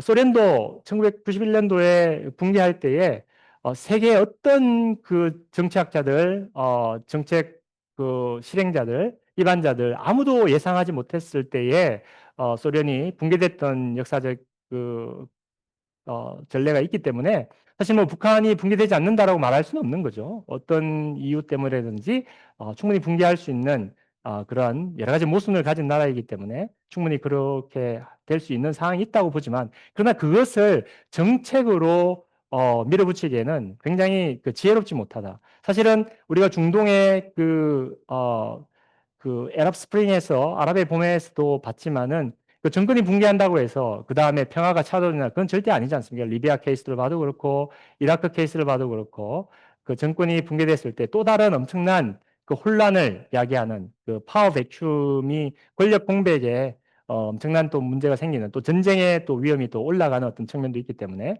그 부분을 생각하는 것은 좀 지혜롭지 못하다 생각이 들고요. 북한 핵시설 선제 공격 우리 클린턴 정부 때 94년도 또 2017년도에 트럼프 행정부 때 제가 그때 그 국방부에 있는 그 고위 관계자와 한번 이야기했던 적이 있는데 사실 그 2018년도 3월 달에 그런 이야기를 나눴었는데 2017년 가을 겨울 때 그 전쟁을 준비하고 있었다라고 이야기를 하더라고요. 그 국방부 내에서 그 선제 공격과 그 북미 전쟁을 가정한 그런 훈련을 하고 있었다라고 준비를 하고 있었다라는 훈련이었는데 사실 그 핵실세 선제 공격은 뭐 94년대로 그랬고 2017년도도 그랬고 많은 전문가들에 따르면은 그 제2의 한국 전쟁이 그 선제 공격을 통해서 제2의 한국 전쟁이 발발한다고 했을 때에 그 첫날 희생자가 최소한 그 100만 명이 죽어나갈 수 있다라는 그런 통계가 나오기 때문에 그 평가가 나오기 때문에 사실 그 전쟁 뭐 이라크 전쟁이나 우크라이나 전쟁 뭐 이스라엘 팔레스타인 전쟁 이란 전쟁 뭐 비교가 안 되는 그런 인텐스리 강도가 있는 그런 한반도이기 때문에 그런 그 전면전을 감수하고서라도 북한 핵실을 선제 공격한다는 것은 말이 안 되는 굉장히 그 지혜롭지 못한 그런 정책이라 할 수 있겠고 한국 자체 핵무장에 대한 논의들이 상당히 그 윤석열 정부 때 이후로 강력하게 뭐 60%, 70%의 여론들 물론 이제 엘리트 그 CSIS에서 그 한국의 엘리트들을 중심으로 해서 이제 여론조사한 걸 보면 한 35% 정도, 30% 정도의 엘리트들은 찬성하고 50% 이상의 엘리트들은 반대하는 어떤 그런 여론도 있긴 합니다만은 한국 핵무장에 대한 논의들이 많이 이제 뭐 그 오세훈 서울시장이라든지 나경원 의원이라든지 어, 또 여러 그 학자들 또 이 핵무장에 대한 이야기를 하지만 사실 제가 이제 이 글을 쓰면서 그 여러 사람들과 인터뷰를 하고 그 워싱턴에 있는 분들과 대화를 나눠보면 이 한국의 자체 핵무장을 지지하는 어떤 미국의 그 뭐 지지라든지 이런 부분은 굉장히 낮은 것을 제가 발견을 했습니다. 그래서 굉장히 이제 wishful thinking에 가까운 어떤 그런 상태인 것 같고요. 그 한국이 자체 핵무장을 한다고 했을 때 뭐 많은 이야기가 나오지만 그런 경제 제재라든지 이런 NPT 체제의 그런 그 붕괴라든지 또 다른 그 타이완과 일본과 또 다른 국가들의 어떤 그 북핵 아니 그핵 문제 그 핵 개발에 대한 유혹이라든지 그런 문제들이 이제 굉장히 크기 때문에 사실 미국이 한국 자체 핵무장을 용인할 가능성 자체는 굉장히 그 제로에 가깝다라는 것을 제가 좀 결론을 내리게 됐고요. 물론 이제 이런 한국의 그 시민사회나 학계에서 정치권에서 그런 이야기를 통해 가지고 이제 미국에 대한 레버리지로 사용할 수는 있겠죠. 아무래도 이제 그 확장 억제 정책에서 좀 더 강도 높은 지원을 한국이 미국으로부터 받아낼 수 있는 어떤 레버리지로는 활용할 수 있겠지만 현실적으로 이 정책을 추구하기에는 굉장히 그 미국 내에 그런 그 foreign policy establishment, 그 정책 기반자들의 어떤 생각 자체는 굉장히 확고하다라고 이제 표현을 쓰고 싶고요. 미 전술 핵무기 재배치 문제에 있어서도 이거는 이제 궁극적으로 미국의 어떤 세계 군사 전략 자체가 바뀌어야 되는 어떤 측면이기 때문에 이 부분도 굉장히 수용하기가 어려운 상황이고 특히 이제 전술 핵 배치를 만약에 뭐 미국이 용인한다 하더라도 이것이 이제 여러분 아시다시피 그 중국의 반응, 예전에 사드 문제로 우리가 한국이 엄청난 그런 홍역을 치렀던 그 이제 전례가 있는데 이게 이제 전술 핵무기로 간다 그러면 뭐 중국의 반응이라는 것은 엄청난 그런 프레셔가 될 것이고 그리고 이것이 그 배치되는 그 지역에 있어서의 그 뭐야 그 국민들이나 어떤 그 한국의 국민들이 또 엄청난 또 반대를 하게 되는 어떤 그런 측면들도 있을 것 같습니다. 핵 군비 통제, 핵 군축 협상에 대한 측면이 있는데 사실 이 부분이 굉장히 중요한 것 같습니다. 만약에 그 북미 협상이 재개된다고 했을 때 여러 가지 국제 정세나 아, 여러 가지 상황이 맞아떨어져서 트럼프의 의지와 또 김정은의 그런 반응이 호의적인 반응이 결합해서 협상이 재개된다고 했을 때에 이것이 정말 과연 한반도 비핵화라는 의제를 가지고 다시 시작할 수 있겠는가? 아니면 이것이 파격적인 아까 제가 트럼프의 파격적인 제안이라고 얘기했었는데 이것이 이제 핵 군비 통제, 북한이 정말 원했던 그런 군축 협상으로 갈 것인가? 이제 이 측면이 이제 굉장히 중요한 포인트인 것 같고요. 나중에 이제 질의응답 시간에 좀 더 이야기를 할 수 있을 것 같은데 어, 아무튼 이 부분도 만약에 이제 핵군축 협상으로 간다 그러면은 뭐 이재명 정부 같은 경우에는 어, 이제 센시티브 하겠지만 그래도 그 한국의 진보가 취해왔던 그런 그 남북 관계 개선이라든지 어떤 북미 관계 개선의 어떤 측면에서 뭐 용인할 수 있는 받아들일 수 있는 측면은 어느 정도 있다고 보는데 사실 이 한국의 반을 차지하는 이 보수 세력과 그리고 그 일본의 어떤 그 반발을 생각해 볼 때에 그리고 또 그 미국 내에 그 수많은 그 사람들이 이게 북한에 가지는 그런 네거티브한 그 퍼셉션이라든지 이 북한의 그런 그 잘못된 행동에 대해서 보상한다라는 어떤 측면에 대해서는 굉장히 이제 센시티브한 사람들이기 때문에 이 트럼프가 과연 국내 정치적인 어떤 프레셔를 견뎌내고 또 그 한국과 일본의 어떤 그런 그 동맹들의 프레셔를 견뎌내면서 이런 군축 협상으로 갈 것인지 그리고 그렇게 될 경우에 NPT 시스템 자체도 굉장히 약화될 측면이 있을 텐데 그것을 과연 트럼프가 할 수 있는 것인지 그것은 굉장히 좀 논의의 여지가 있는 것 같습니다. 자, 그래서 이제 제가 좀 마무리를 하고 싶은데요. 제가 이상적인 이 방향에 대해서는 제가 나중에 좀 이야기를 드리고 그래서 그 정책 제언으로 단기적인 대응으로서는 사실 대북 억지 강화와 한미일 삼각 안보 협력 강화를 계속해서 나가면 이것은 이제 그 아까도 말씀드렸던 안보 딜레마가 이 한반도를 둘러싼 안보 딜레마가 더 강화되는 측면이 있기 때문에 이것은 그 안보에 오히려 이제 그 덕이 되지 않는 어떤 상황이 될 수 있겠고요. 어쨌든 이게 한국이 할 수 있는 어떤 상황이라면 관여 정책으로 긴장 완화를 해 나가야 될. 이게 사실은 아까 말씀드렸지만은 이 정책의 방점이 이게 진보든 좌우 그 보수든을 넘어서 가지고 한국이 취할 수 있는 정책이라고 했을 때에 이 관여 정책을 빼고는 할 수 있는 것이 저는 없다고 보는 측면입니다. 뭐 전쟁하지 않을 거면 사실은 뭐 전쟁을 통해서 이 문제를 해결할 거라시라면 이건 다른 이슈가 되는데 이 엄청난 피해를 가져올 그 전쟁을 우리가 상정하지 않는다면 어쨌든 우리가 그 경제력과 군사력을 가지고 있는 이 한국이 또 동맹과의 어떤 미국과의 동맹과의 그런 그 힘을 가지고 있는 한국이 북한을 끌어안고 이 위기를 관리하면서 어떤 북한 내부의 변화를 기대하면서 가야 되는 상황이지 않나라는 생각을 해보게 됩니다. 그래서 중장기적인 대응으로서 그 뭐 약간은 좀 노머티브한 그 주장이 될 수 있지만 지속적인 대북 관여 정책과 주변 국가들과의 긴밀한 협력을 통해서 일단은 북한이 협상 테이블로 나오도록 유도하는 것이 가장 지금 중장기적으로도 계속 해나가야 될 부분이라고 생각을 들고 제가 좀 강조하고 싶은 것은 이제 한국 내에 제가 이제 미국에 있다 보니 25년을 이제 미국에 살다 보니까 제가 남남 갈등이나 이제 그런 부분들에 대해서 뭐 정확하게 제가 간파하고 있지는 못한 것 같지만 겉으로 볼 때에 너무 좀 암울하더라고요. 그래서 그 동맹파, 자주파라는 그런 이념적인 대립을 넘어설 수 있는 정말 유연하고 또 실제적인 그런 리더십들이 좀 일어나야 된다고 생각하고 또 그런 그 논의들이 되어져야 된다라는 생각을 하는데 마지막에 제가 그 표현을 했지만 또 정치권 또 학계 시민사회 할 것 없이 정말 좌우를 넘어서 가지고 또 치열한 대화와 토론을 통해서 정말 국민적인 어느 정도의 극좌와 극우를 제외한다 치더라도 국민적인 공감대를 가진 대북 정책 또 대북한 그 핵 정책 그런 것들을 정말 만들어내야 된다는 생각이 들고요. 중장기적으로. 그래서 남남 갈등이 어느 정도 봉합이 될 때에 이 문제가 좀 해결의 기미가 있지 않을까. 이 정권이 바뀔 때마다 180도로 바뀌는 이런 어떤 정책에 있어서는 사실은 어떤 정책을 쓰든지 굉장히 그 해결의 동력을 마련하기가 힘들다라는 생각이 듭니다.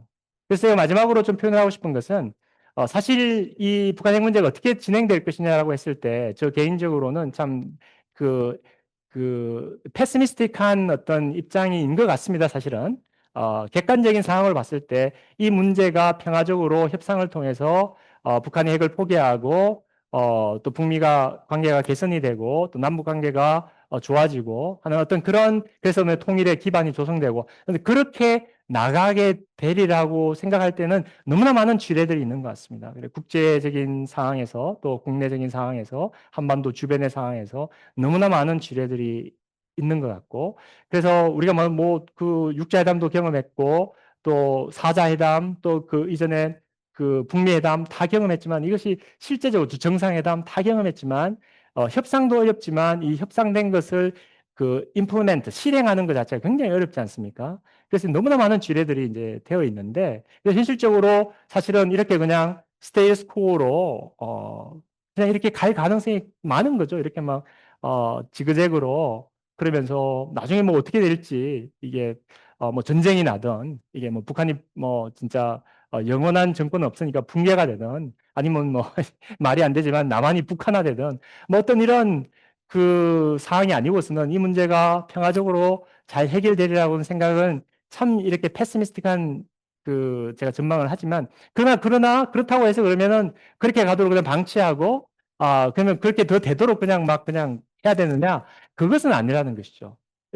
물론 그런 방향으로 가고 있지만 우리 남한 정부나 또 미국 정부를 또 설득하고 해서 이것이 어떻게 하든지 협상으로 외교로 인게이지먼트로 그래서 뭔가의 변화를 이끌어낼 수 있는 중장기적으로 남한의 어떤 국론이 어느 정도의 또 통합 민주주의 사회에서 100% 통합은 없다 할지라도 어느 정도의 국민적 공감대를 가지고 지속적으로 이 문제를 다루어 가야지만이 이런 패시미스틱한 상황 속에서도 어떤 해결의 기미, 국제 정세가 또 다르게 변화가 되고 하는 어떤 그런 기회들이 올 때에 그런 해결의 실마리를 찾을 수 있지 않을까 그런 생각을 해보게 됩니다. 예, 장시간 이렇게 부족한 강의를 들어주셔서 너무 감사합니다.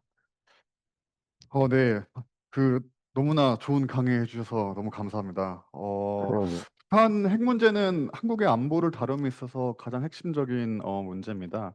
그래서 이 북한의 핵 문제를 어떻게 다룰까라는 정말 많은 시각들이 존재하는데 오늘 특별히 구양문 교수님께서는 변화하는 국제 환경 속에서의 북한 핵 문제를 어떻게 바라봐야 되냐라는 측면에서 좀 처음에 좀 말씀해 주신 것 같습니다. 좀 제가 좀 기억에 남는 거는 이제 신냉전이라고 하는 어떤 논쟁적인 개념을 초기 단계, 발전 단계, 강화 단계로 좀 구분해서 말씀해 주시고 특히 강화 단계에서 특히 북러 관계, 그다음에 북중 관계에서 북한이 어떻게 자신의 핵 억제력을 강화시켰는지를 좀 종합적으로 다층적으로 설명해 주신 것 같습니다. 그리고 그 이후에 북한이 내부적으로 어떤 이유로 하노이 회담 이후에 북한이 어떻게 핵 능력을 강화시켰고 어떻게 비핵화라고 하는 자국만의 관점을 가져왔는지 그리고 그에 대한 한국의 대응들이 어떤 것들인지 다양한 또 옵션들을 또 명쾌하게 설명해 주셨습니다. 그래서 너무나 중요한 문제입니다. 근데 한번 좀 이제 Q&A 시간에서는 좀 교수님과 조금 심도 있게 조금 얘기할 수 있는 시간을 좀 가졌으면 좋겠습니다. 그리고 또 많은 분들이 시청해주고 계시는데 시청자분들의 질문도 저희가 한번 잘 모아서 교수님께만 여쭈보도록 하겠습니다. 우선 제가 먼저 좀 질문을 드리고 싶습니다. 결과적으로 그러니까 북한의 핵 문제는 교수님께서 말씀하셨듯이 결과적으로는 관여냐, 이제 인게이지먼트냐 컨테인먼트로 들어가느냐 이 문제인 것 같습니다.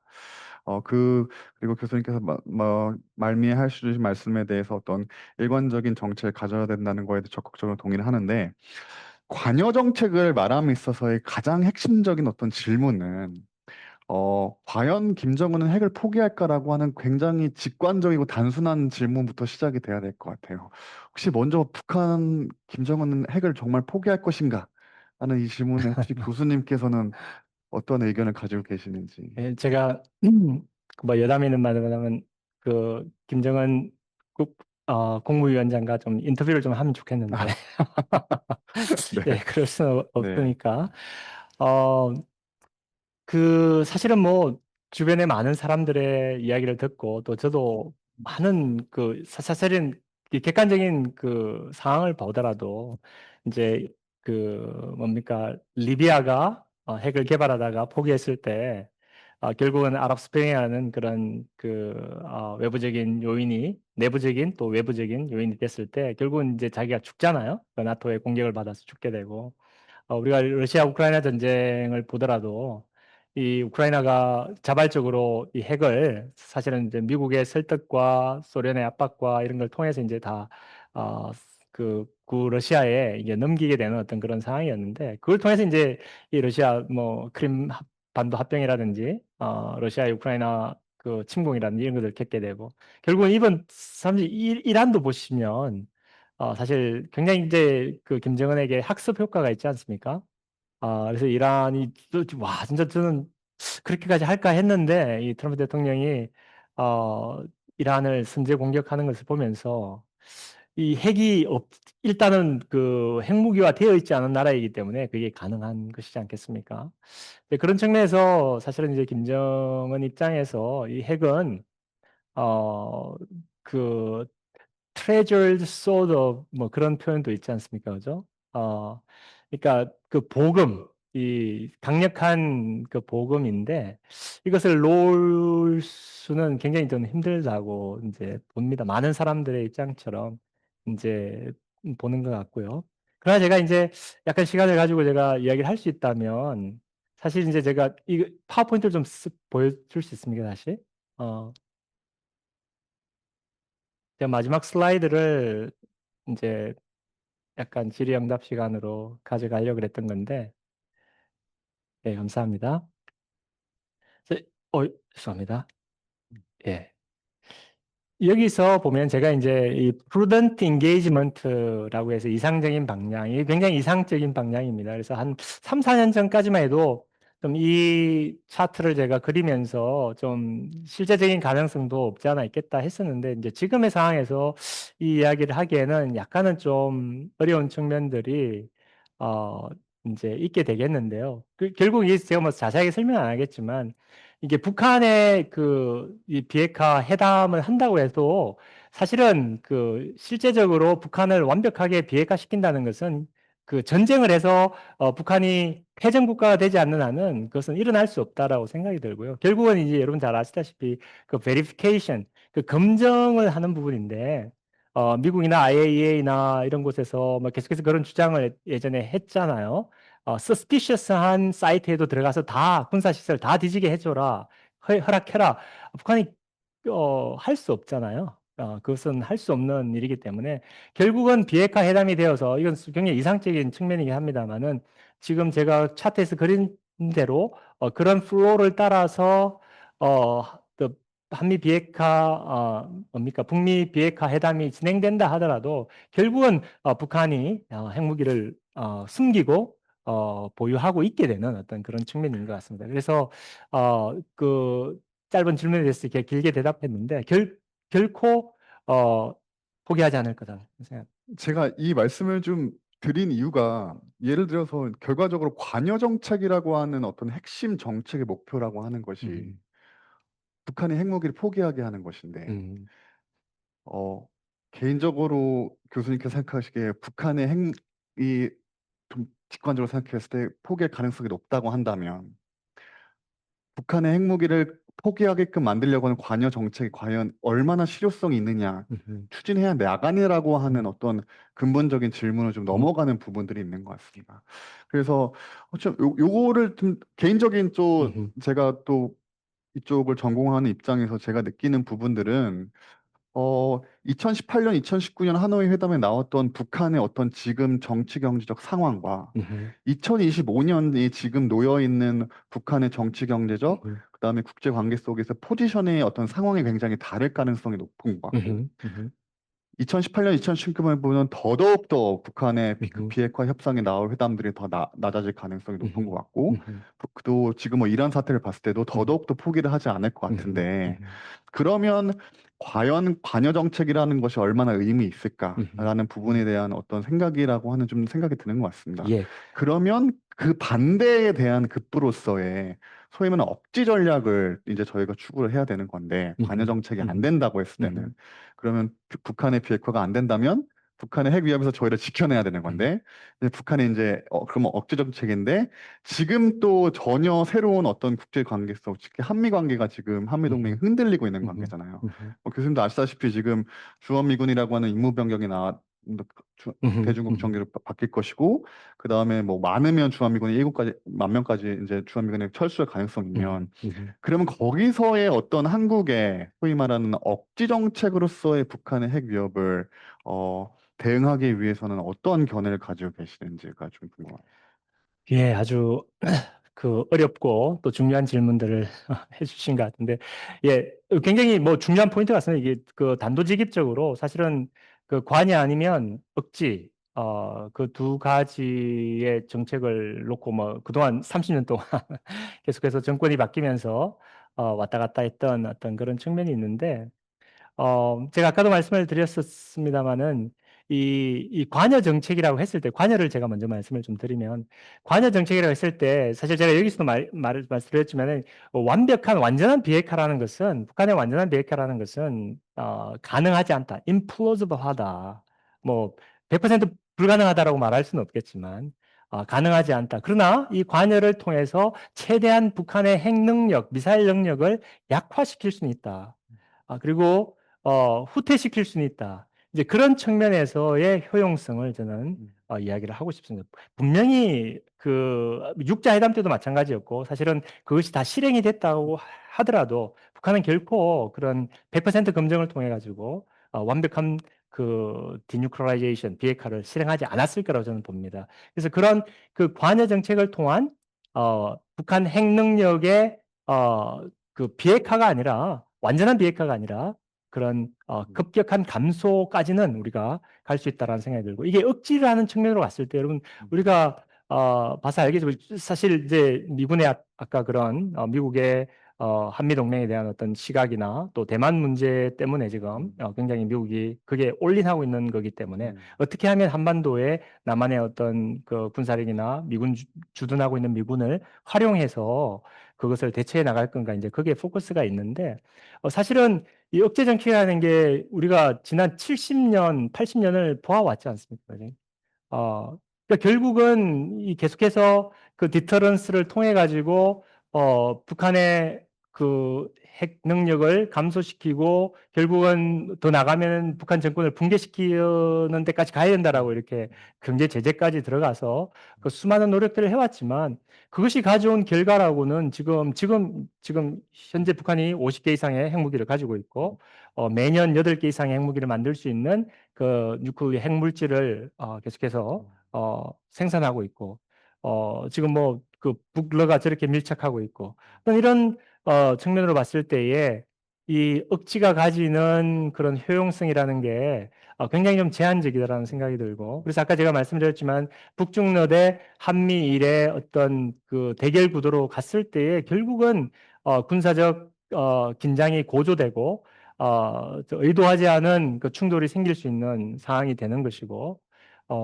이제 그런 측면에서 저는 굉장히 그 억지가 가지는 미국에 있다 보면 사실 제가 이게 그런 미국의 전략사령부라는 그 US Strategic Command에서 매년 디터런스 심포지엄을 합니다. 그래서 제가 2번을 참여했던 적이 있는데, 디터런스가 완전히 이 교리 같습니다. 이게 미국의 어떤 특히나 이제 군사 부분에서 이 교리로서 이렇게 되고 있는데, 사실 그게 가지는 효용성에 있어서는 잘 모르겠습니다.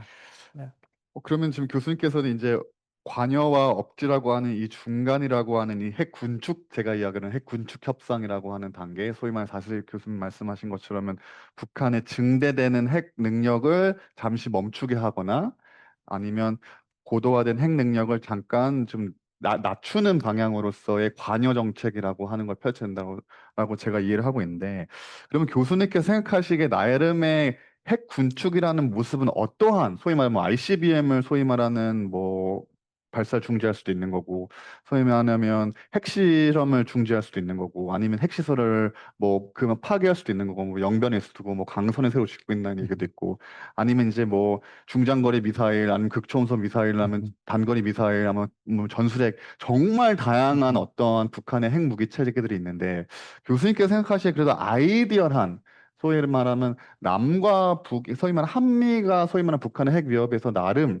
사회만 긴장을 완화시킬 수 있고 긴장을 관리할 수 있는 핵 군축이라고 하는 어떤 그 시나리오, 서브스탠스, 좀 세부적인 어떤 구체적인 어 안을 좀 갖고 계시는지. 예, 그 부분을 제가 좀, 예, 굉장히 네, 중요한 질문을 네, 해주셔서 감사합니다. 그 부분을 제가 좀 이렇게 clarify, 명확하게 해야 음, 되는데, 사실 제 이 글에서 주장하는 것이 핵군축을 찬성하는 어떤 핵군축 회담을 찬성하는 부분은 아닙니다. 음, 그러니까 사실 아까 제가 말씀을 드렸지만은 핵군축으로 간다고 했을 때에 이 한국의 보수 음, 정권이나 보수 세력이나 또 일본이라든지 그리고 앞으로의 그 NPT 체제라든지 또 미국 내에서의 어떤 푸시백이라든지 트럼프에 대한 그러니까 굉장히 많은 문제들이 있을 수 있기 때문에 북한은 상당히 좋아하겠죠. 음, 핵군축으로 간다 그러면 북한은 뭐 예전부터 계속해서 핵 보유국의 지위를 인정을 받고 이제 미국과의 딜을 통해 가지고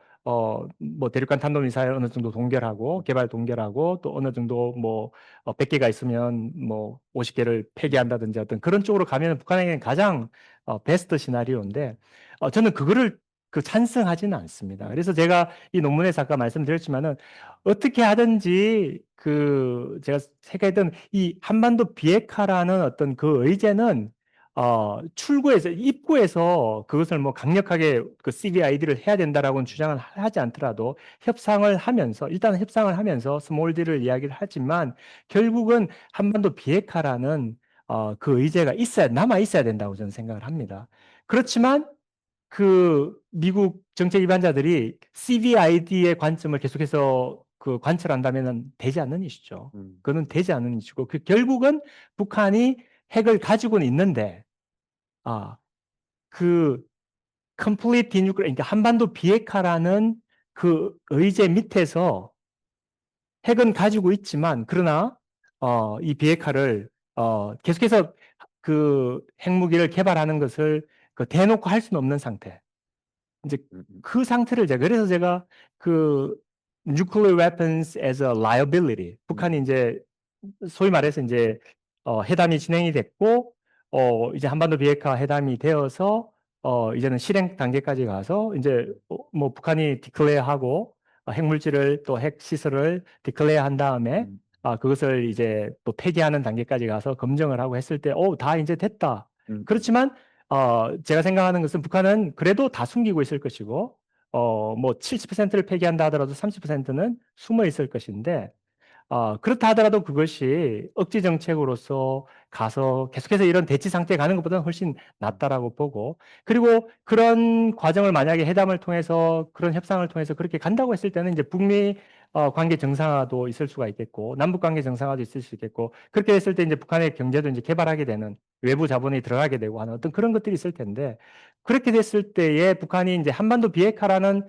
의제를 가지고 협상을 했기 때문에 그때 만약에 뭐 대놓고 핵무기를 계속해서 개발한다든지 이렇게 되면은 어떤 경제 제재가 들어간다든지 북한에게 있어서 이제 경제적인 어려움을 또 주게 되는 어떤 그런 부분이 있기 때문에, 그래서 약간 이게 좀 혼란스러운데 음, 제가 핵 군축을 찬성하는 입장은 아니죠. 음. 그렇게 되면은 굉장히 어 북한을 너무나 이렇게 좋게 만드는 어떤 그런 게 되겠죠. 소위 말하는 핵군축이라고 하는 게 정치학적 용어에서는 핵을 가지고 있는 두 국가가 협상을 해서 핵 능력을 낮춘다는 건데, 지금 국제사회에서는 북한을 핵보유국으로 공식적인 핵보유국으로 인정하고 있지 않거든요.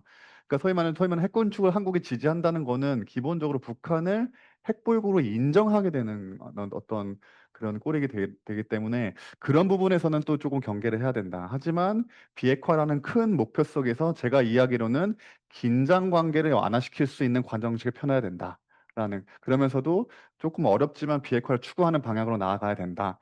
너무나 억지로 가는 거는 소위 말해서 긴장 관계를 너무 상승시키는 측면이 있기 때문에 비핵화를 추진하면서 긴장 관계를 완화시키는 방향으로 정책을 추진해야 한다. 이렇게 이해하는 게 제가. 예, 맞습니다. 네, 네, 그러나 아까도 말씀드렸지만 이것은 굉장히 어렵다. 네. 지뢰가 너무나 많다. 이 음, 지뢰밭을 걸어가는 그런 음. 과정이다라고 말씀드리고 싶습니다.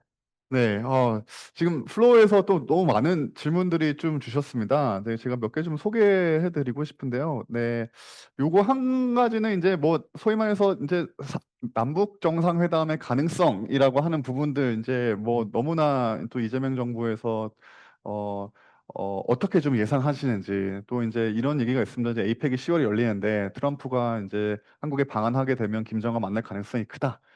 그 에이펙을 동력을 삼아서 이제 뭐 남북미 정상회담 잠시 한번 추진할 수도 있고, 네. 어떻게 좀 남북 정상회담 아니면 뭐 북미 정상회담 어떻게 좀 근시일 내에 어떻게 좀 예상을 하시는지 궁금합니다. 예, 굉장히 제가 좀 네. 예, 기도해서 좀 응답을 받고 싶은 그런 미래를 알고 싶은 어떤 네. 그런 욕심이 있는데요.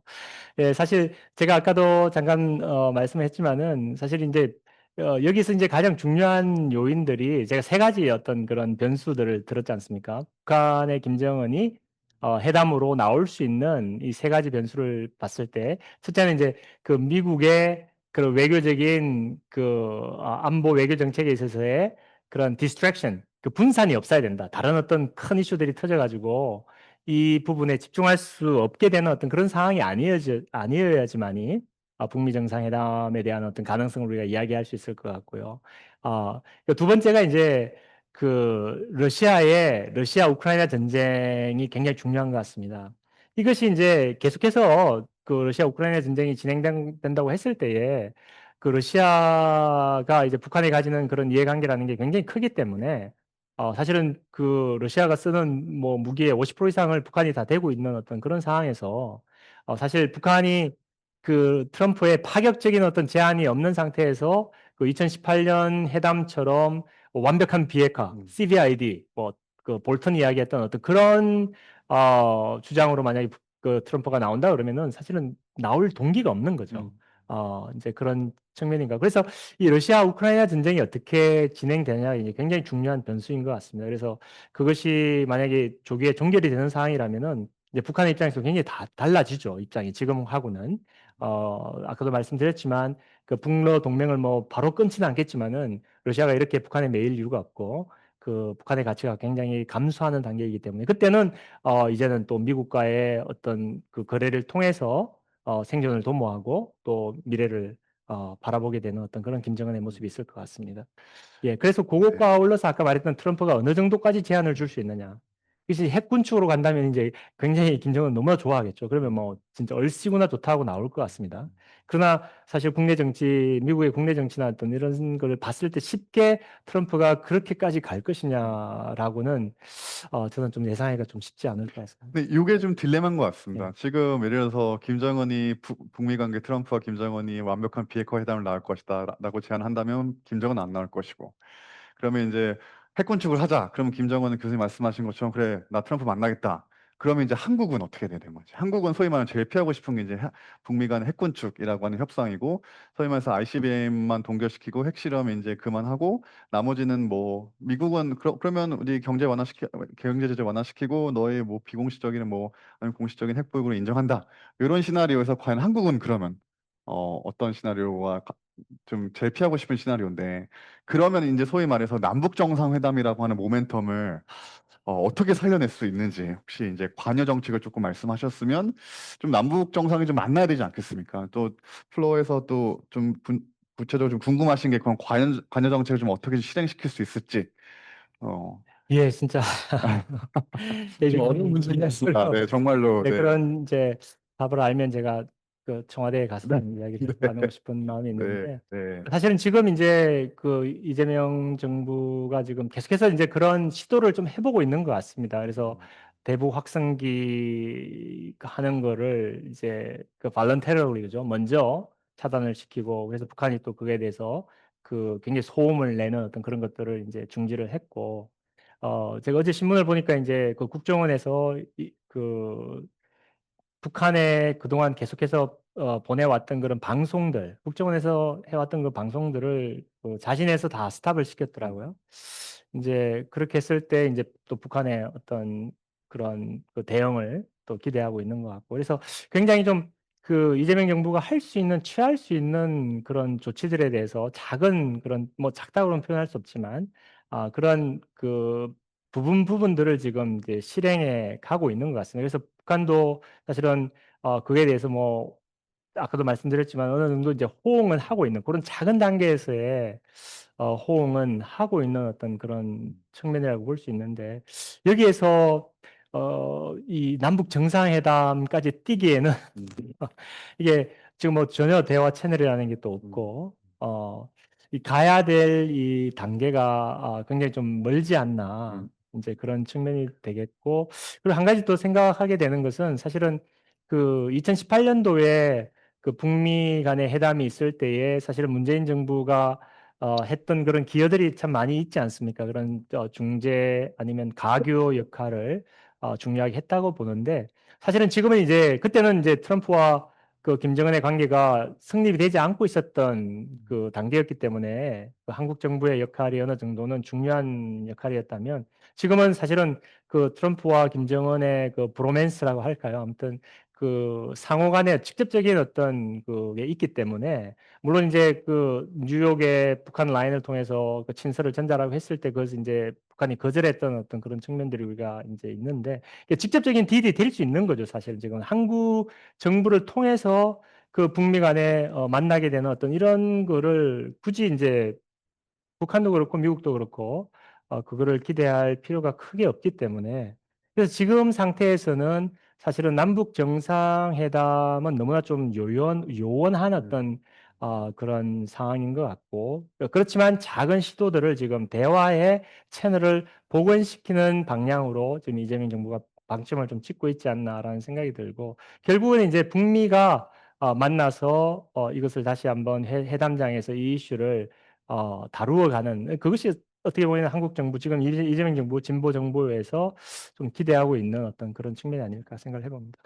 네, 좀 개인적으로 지금 1993년 뭐 1차 북핵이기부터 음, 거의 이제 30년 음, 세월이 흘렸던 북핵 이슈인데 개인적으로는 지금 30년 동안 이어왔던 북한의 비핵화라고 하는 정책에 대한 근본적인 재검토가 필요한 것 같고 30년 동안 이어왔던 어떤 북한의 비핵화 어떤 정책이라는 게 과연 유효한가 이제 아예 새로운 판을 좀 짜야 되지 않을까라는 생각을 개인적으로 합니다.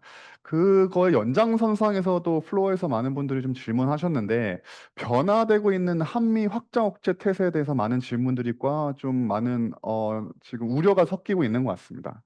이제 가장 크게 이제 제가 잠깐 말씀드렸듯이 이제 기본적으로 미국은 인도태평양 대전략에서 중국을 견제하기 위해서 한국한테 보다 적극적인 역할을 강조하고 있는 거고 한반도에 주둔하고 있는 한국에 주둔하고 있는 주한 미군이라는 것이 단지 북한만을 견제하는 임무가 아닌 대중국을 견제하기 위해서 임무 변경을 지금 강력하게 드라이브를 걸고 있는 상황 속에서 그러면 교수님께서 생각하시는 미국이 변화되고 있는 인도태평양 전략, 그다음에 미국이 변하고 있는 소위 말하는 전략적 유연성이라고 하는 측면에서 앞으로 한미 확장 억제가 나아갈 방향은 어떤 거라고 좀 생각하시는지 좀 많은 분들이 좀 질문해 주셔서 예, 좀 얘기해 주시면 감사할 것 같습니다. 네. 예, 와우.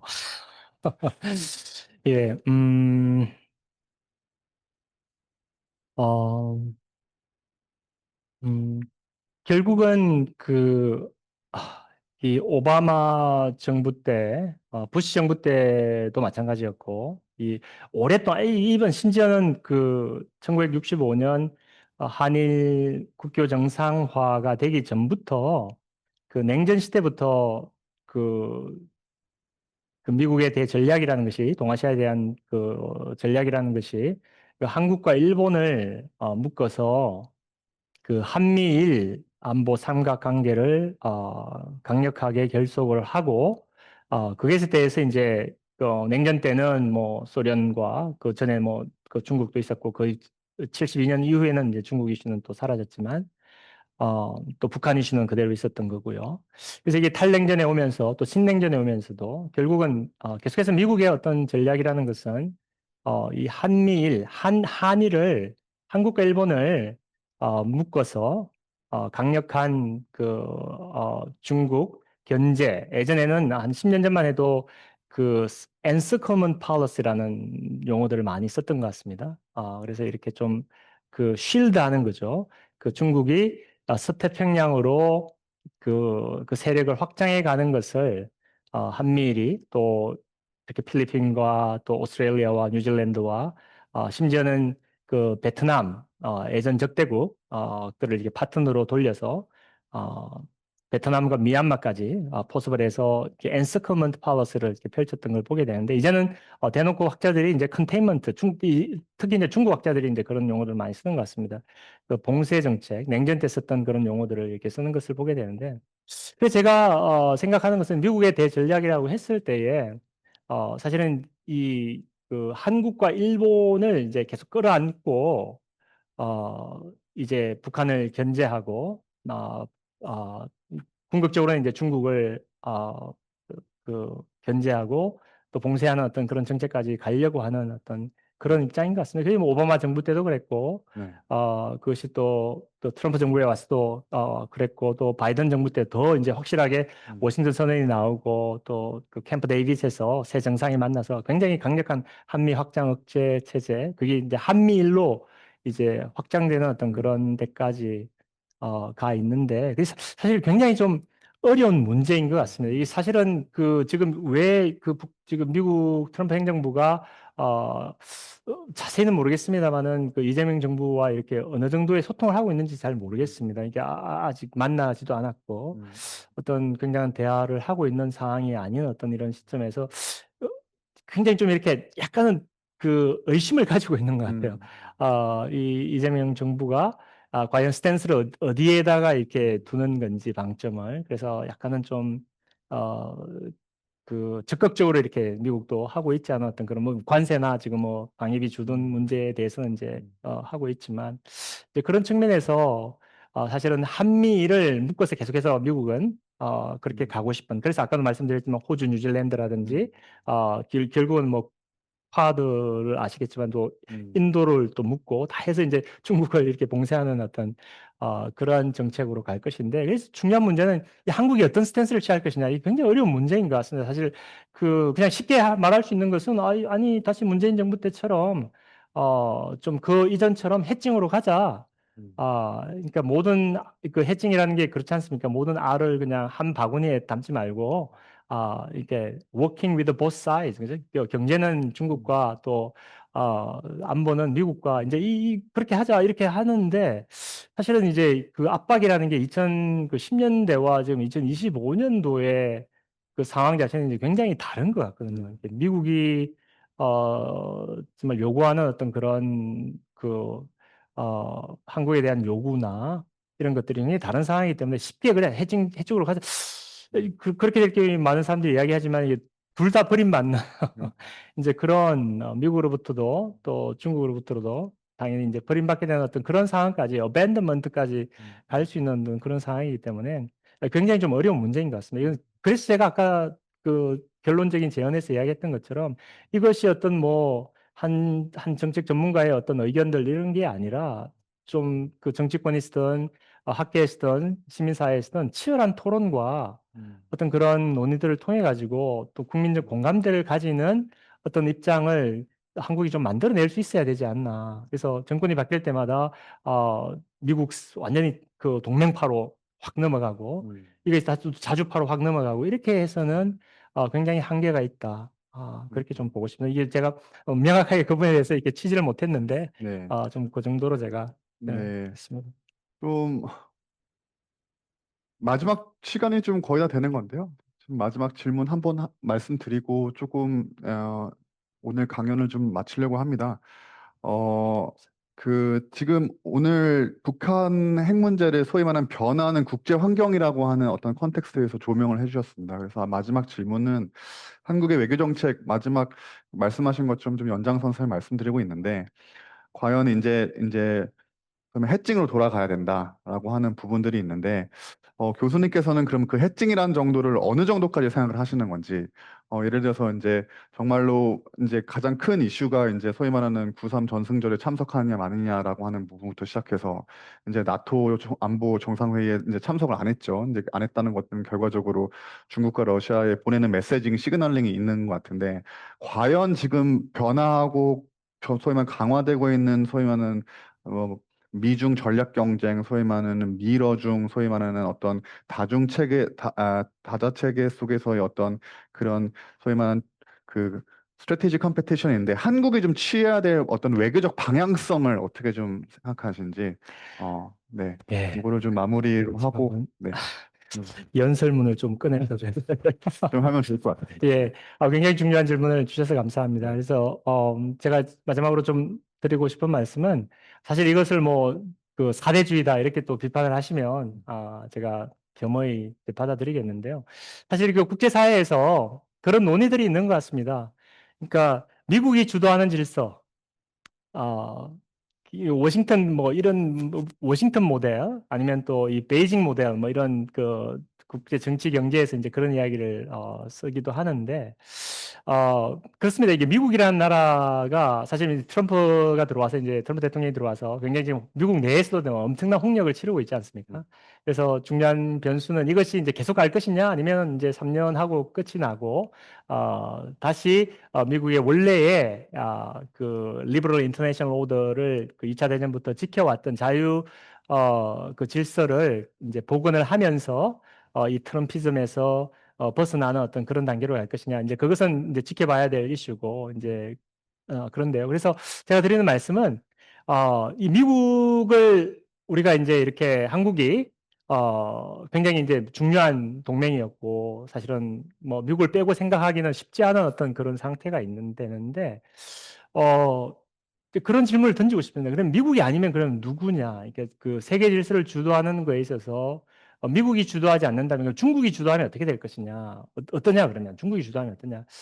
아니면 뭐 중국과 러시아가 연합해서 그 중러가 가지는 그런 가치들과 그들이 가지는 그런 군사안보적인 정책들과 세계 질서 이제 이런 것들을 그러면 그게 이제 한국에게 좋은 것인가? 이제 이런 질문을 뭐 너무나 당연한 질문일 수도 있겠는데 아비어스한 질문일 수 있지만 사실은 미국이 최선은 아니지만 저 개인적인 입장에서는 어쨌든 그 지금 트럼프가 주도하고 있는 세계 질서는 약간은 이제 혼란이 약간이 아니라 많은 혼란이 있습니다.